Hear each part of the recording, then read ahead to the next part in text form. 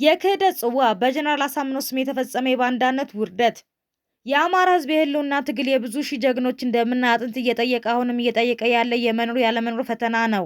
በዚህ መራር የትግል ጉዞ ውስጥ እንደ ብረት የጠነከሩ ጀነራል ታሪካቸውን በደማቅ ሲጽፉ፣ ለጊዜያዊ ጥቅም ለወዳቸው ለፍርሃታቸው ያደሩ ደግሞ በገዛ ሕዝባቸው ላይ ክህደትን በመፈጸም ታሪክ ቆሻሻ ቅርጫት ውስጥ ይወድቃሉ።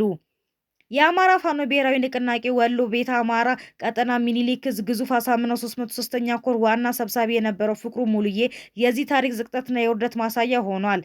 ይህ ግለሰብ የህዝቡን አደራ የትግል ጓደኞቹን ደምና የቆመበትን ህዝባዊ ዓላማ ወደ ጎን በመተው ለአገዛዙ እጅ በመስጠቱ የክህደት ሁሉ ጥግ ነው።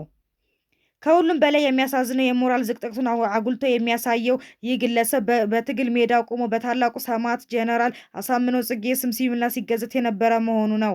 በአሳምነው ስም መማል ማለት ለእውነት መቆም፣ ለህዝብ ነጻነት እስከ መጨረሻው የደም ጠብታ መስዋዕት ማለት እንጂ ቃለ መሐላን አርክሶ ገዳይ ስርዓት ፊት መንበርከክ አልነበረም። የጀግናን ስም ለከንቱ ሽምግልና ለፖለቲካ ንግድ መጠቀም ትውልድ ይቅር የማይለው የታሪክ ፍርድን የሚያስከትል ኃጢአት ነው። የህዝቡ ስቃይ እያየ በህዝቡ ላይ ሞትን የሚያዘንብ ኃይል እጅ መስጠት የጓደኞችን መስዋዕትነት የሚያቃልል ጥሬ ባንዳነት ተግባር ነው። ሆኖም ይህ ክህደት ማሳየት ያለበት አንድ ትልቅ እውነት አለ።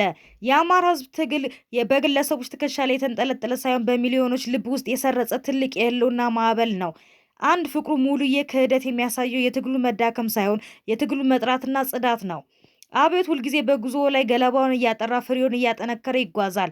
እንዲህ ያሉ በውስጥ ተሰግስገው የነበሩ ዓላማ ቢስና ፍርሃት ያሸነፋቸው ግለሰቦች ራሳቸውን አጋልጠው ከትግሉ መለየታቸው ንቅናቄው በንጹህና በንጹህ ጀግኖች ብቻ ተከቦ ወደፊት እንዲመራ ትልቅ አቅም ይፈጥርለታል።